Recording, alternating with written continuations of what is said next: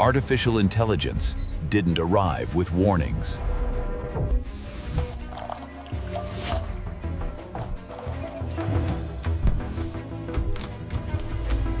You know, when you think of artificial intelligence, you probably picture something from a movie, right? Robots, flying cars, some huge dramatic event that changes the world overnight. But what if I told you the AI takeover already happened, and most of us, we didn't even notice?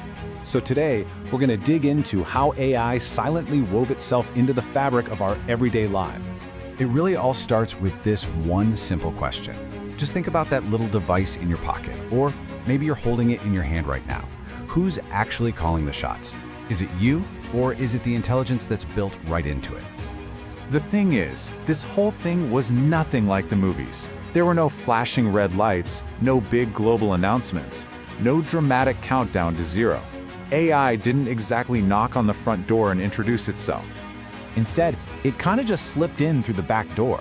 It was hiding inside the apps and the services we all started using every single day. It was this slow, subtle takeover, happening one little software update at a time. So let's be clear, this isn't some sci-fi prediction about what's coming in the future. This is a reality check. It's already here, right now, humming away in the background. The future arrived, and we were all too busy to notice this, an invisible invasion. Not with armies and tanks, but with algorithms.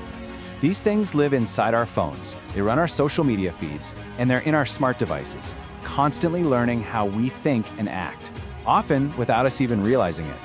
But of course, it's not all sinister. It showed up with a pretty big promise to make our lives easier, more efficient, more, well, optimized. And you know what? In a lot of ways, it has. Let's look at some of the ways you're probably bumping into it every single hour. Just think about how personal this gets. Your phone is constantly studying you. First, it's predicting your texts, right? Finishing your sentences for you. Then, it's tracking your location data to learn your daily routines, suggesting the fastest way home from work before you even ask. And get this, even when the screen is off, some apps can still be collecting data in the background. Your phone is always the student, and you're always the subject. And this shift goes way beyond our phones. It's changing the entire economy. I mean, look at this. Writing a resume used to take hours of work, right? Now AI can spit one out in seconds. Customer support. It's more and more likely you're talking to a chatbot, not a person. Prices for things like flights or stuff you buy online aren't fixed anymore. They change dynamically based on your data. And ads? Forget about broad campaigns. Now they're hyper-personalized just for you. It's a massive leap in efficiency, for sure, but it is also completely changing how we work and shop. So all of this optimization is building towards something way more profound. Convenience is one thing, but AI's ability to perfectly mimic and even create our reality, that's a whole different ballgame. And this is where things get really complicated. To really get this, there's a key term we've got to understand: deepfake. Basically, it's when an AI creates a totally fake video or image that looks shockingly real. It can literally make it look like someone said or did something they never, ever did. And here's the absolute crux of the issue. That line between what's real and what's fake is getting seriously blurry. On one hand, you have reality, your actual face, your real voice, things that actually happened. But now, on the other hand, you've got AI that can generate a realistic human face of a person who doesn't even exist. It can hear a tiny sample of your voice and then create a perfect clone that can say anything. It can fake entire events. The proof we used to trust, video, audio, it's not so solid anymore. This quote from the source material just nails it perfectly.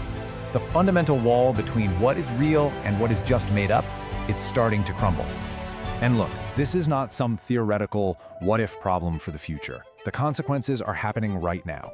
Scammers are already using voice cloning tech to pretend to be family members in trouble to get money. It's making it so much harder to know what to believe online. And on a huge societal level, our collective trust in the information we see and hear is starting to break down. Okay, so that's the landscape. It's a lot to take in, I know, but the point here isn't to scare you. It's to arm you with awareness, because now that you know what's going on, you can actually make a move. You have power here. This is so important to understand. AI itself isn't evil. It's not good either. It's just a tool. But man, is it a powerful one. And just like any powerful tool, you've got to know how to handle it with respect. So what can you actually do? Well, here's your protection plan. First, just be aware. Acknowledge that AI is running in the background of your digital life. Second, take back some control. Go through your app permissions. Does that silly game really need access to your microphone? Probably not. Third, dig into your privacy settings on your devices and apps and lock them down. And finally, just stay informed. The more you know about how this tech works, the better you'll be at navigating it. Awareness is honestly your best defense. And that brings us to the end. We've seen how AI just showed up quietly, how it's optimizing and analyzing our lives, and how it's starting to literally bend reality. But we've also seen that you're not powerless. So I'm going to leave you with this one question to think about. Now that you know all this, what are you going to change?